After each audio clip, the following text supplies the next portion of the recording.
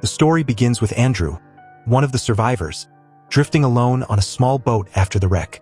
He had been stranded for days without any resources, barely surviving. Then one day he spotted an island in the middle of the vast Pacific. Overjoyed, he and his friend Charlie managed to steer their boat toward shore, though Charlie was gravely ill from dehydration and exhaustion. Determined to help him recover, Andrew left Charlie resting on the beach while he searched for food or water. But while Andrew was gone, Charlie heard a terrifying noise. Turning toward it, he was horrified to see a monstrous creature grab his leg and drag him away, screaming for help that never came. Meanwhile, Andrew, still exploring, caught sight of a huge shadow following him. Panicked, he ran, only to fall into a trap set on the forest floor. The blow knocked him unconscious.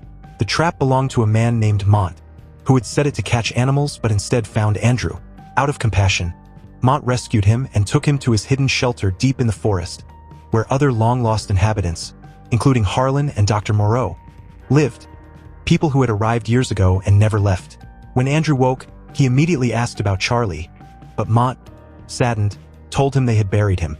A creature had attacked, and Charlie hadn't survived due to hunger and thirst. Heartbroken, Andrew explained how he had been the pilot of the cruise ship and had jumped overboard to save his life when it began to sink. Mont was stunned that Andrew had survived so many days adrift in the Pacific without supplies, something most people couldn't endure for more than 5 days. Curious, Andrew then asked where they were. Mont revealed they were on a strange, uncharted island in the Pacific Ocean, too small to even be recognized officially on any world map, yet somehow home to a few scattered survivors. A short while later, Dr. Morrow arrived to treat Andrew properly. He began examining Andrew's body to see if he was in stable condition and remarked that his system was weakened. Morrow advised him to eat plenty of fruits and vegetables to regain his strength. As he studied Andrew's skin more closely, the doctor noted something unusual. His DNA appeared unusually advanced, and cryptically hinted that it might be useful later. Andrew didn't understand what he meant, and Morrow quickly changed the subject. After resting for a while, Andrew began hearing strange sounds from all around. Not the calls of animals, but something unfamiliar and unexplored. Curious and uneasy, he stepped outside, only to suddenly come face to face with a stunningly beautiful woman named Maria. He was instantly captivated. Before he could say much, Mont appeared and explained that Maria was related to Dr. Morrow, urging Andrew to treat her respectfully. Andrew asked Mont about the kinds of animals that lived in the forest, and Mont bluntly replied, "All kinds, and you'll find out soon enough how dangerous they are." A little later, while Andrew was speaking with Maria, Dr. Morrow joined them, and Maria, for some reason, shyly walked away as if the doctor knew more about her than he let on.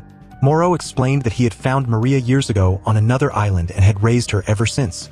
He then invited Andrew to a dinner party at his home, but warned him not to wander the forest at night. It could cost him his life. That evening, over dinner, Andrew mentioned that his private organization had developed advanced submarines to explore the ocean and islands, as well as planes capable of traveling great distances in little time, bragging a bit in front of the doctor.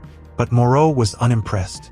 "No matter how advanced your technology," he said, "you'll never truly understand the changes that can be made within human cells.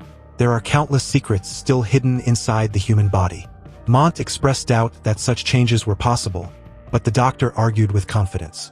Seizing the moment, Andrew slipped away to find Maria. He asked her why, if there were other survivors on the island, he hadn't seen any. Maria told him she had never seen anyone else except the doctor since arriving. Morrow had been here before her, and she suspected he didn't want anyone leaving the island. She warned Andrew to be careful. Though Morrow looked normal, he was a brilliant but obsessive scientist who could be dangerous. Later, as Andrew was heading to his quarters, he heard a loud sound nearby. Compelled by curiosity, he went to investigate, but the noise suddenly stopped. Remembering the doctor's warning, he retreated into a library Morrow had built, filled with books of all kinds. Andrew, a book lover himself, began reading volumes about human anatomy, how cells function and how they can be multiplied. While he was still reading, Dr. Morrow appeared, not angry, but eager to explain his research. He told Andrew he had once been a highly respected scientist in the city, famous for his discoveries, until people began calling him insane for pursuing what they thought were impossible ideas. Excited, Andrew offered to help him with his research, and in response, the doctor showed him something extraordinary: embryos of various animals and humans stored together. According to Morrow, all embryos start out essentially the same, but over time, Their DNA and genes shaped them into entirely different forms. Dr. Morrow had been researching how embryos develop and what might happen if their genes or DNA were altered, whether such changes could transform the way they formed as they matured. He had been conducting these experiments on the island for some time, never imagining how dangerous the consequences for humanity could be. Andrew found it hard to believe any of this, and Morrow, disheartened, left without saying more. The next morning, when Andrew walked to the shore, he noticed a hole in his boat, one that hadn't been there before, making it clear someone had done it on purpose. Moments later, Maria appeared with her pet animal. When Andrew reached out to touch it, the creature bolted into the forest. Both of them went after it, splitting up to search faster.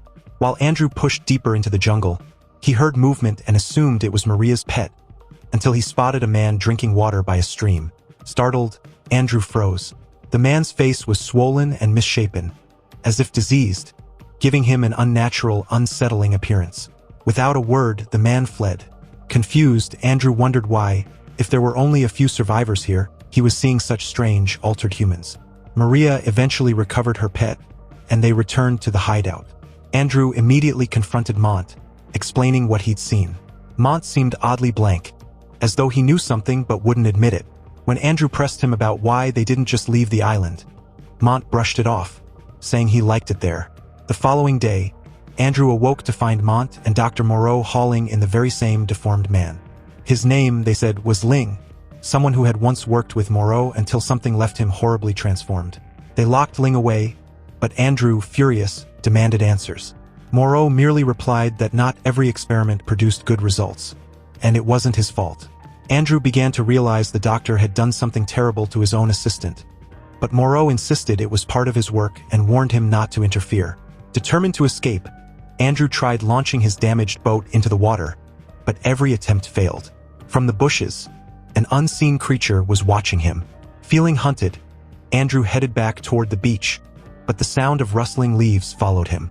Suddenly, Morrow and Mont rode in on horseback. Andrew tried to explain that someone had been stalking him and it wasn't Maria. If not her, then who? Morrow assured him they'd handle it and told him to stay in his quarters for safety. But Andrew's curiosity and anger drove him toward a small chamber from which strange noises had been coming.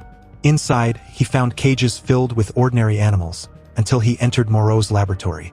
On a stretcher lay something with a human-like arm but long, sharp nails. Pulling back the blanket, Andrew recoiled in shock. It was a human, but its body had mutated, covered in fur, half human and half beast.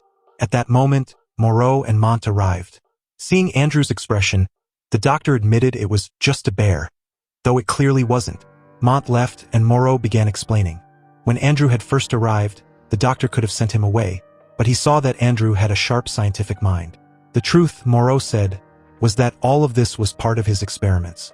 Humans carry biological codes that determine what their embryos become, human or animal. By altering these critical cells, he had created a serum that could override this code. Injected into an embryo, it allowed it to become whatever form it desired, even a hybrid with abilities of both human and animal. To demonstrate, Morrow injected the serum into the deformed man. Almost immediately, the man writhed in agony as his body began to change, and Morrow, holding him down, proclaimed that this was the power of inheritance, made possible by his advanced serum. In just a short while, the serum would be ready. But Dr. Morrow explained that creating it had taken countless experiments. He had tested it on many creatures across the island. Some trials were successful, but many ended in horrible deaths. By now, Andrew's mind was spinning, so he retreated to his room. For some reason, Maria came in soon after, stopping right near the doorway. The two had grown close, eventually making out. Unbeknownst to them, the doctor had been watching everything from below. The next morning, when Andrew stepped outside, he was shocked to see hybrid humans, creatures he had never encountered before. How many secrets did this island hide? Deep inside, Dr. Morrow had finished creating the bear-like man and began testing him. The strange man wandered straight toward a bear, which began licking him as though recognizing him as kin. Morrow was furious. The man was not behaving as expected and began to beat him, forcing Andrew to intervene. Morrow then told Andrew to go find Mont, as it took two men to control the mutants. Andrew rushed to Mont, warning him about the situation. Mont armed himself with a gun for safety, but soon strange noises came from outside. He locked down the area and went to investigate. A fatal mistake. In a cave, Andrew was suddenly surrounded by hybrid humans created by the doctor. One of them, named Cher, actually spoke to him, instructing the others not to harm him because he was human like them. But being trapped among creatures with half-animal minds was dangerous. They could be both deadly and incredibly foolish. The trick, Cher explained, was to make yourself appear bigger and louder to intimidate them, much like animals do in the wild. If that failed, fire was the best weapon. Light a torch and no animal would dare come near. But Andrew had no time for tricks. The hybrids had already attacked. Just then, Dr. Morrow appeared with a gun. The loud shots scattered the hybrids, and he addressed them in their own language, warning that they had broken the island's laws by attacking a human. It became clear that these hybrids had been deliberately kept in the cave by Morrow. Terrified, they retreated, and Andrew returned to the hideout with the doctor. Andrew couldn't understand why Morrow was torturing the hybrids. Creating them in the first place was illegal. But the doctor insisted that science demanded sacrifices, no matter how many lives it cost. His vision was to create a species far more advanced than humans, capable of changing the world. Andrew, disgusted, only wanted to escape the island. Mont, meanwhile, was preparing to release another hybrid into the cave. This one looked even more human, proof that repeated experiments were making the hybrids evolve. Cher told the others their time would come, that one day they would be free. Among them was a bull hybrid created with bull DNA. Refusing to remain caged, it escaped into the jungle and soon attacked a tiger. The brutal fight drew Andrew and Maria back to the hideout, where Morrow and Mont took Andrew to the battle site. The tiger was dead, and the doctor demanded to know who had killed it. Inside the cave, the hybrids all pointed to the bull hybrid. Furious, the creature ran off, with the others chasing after him.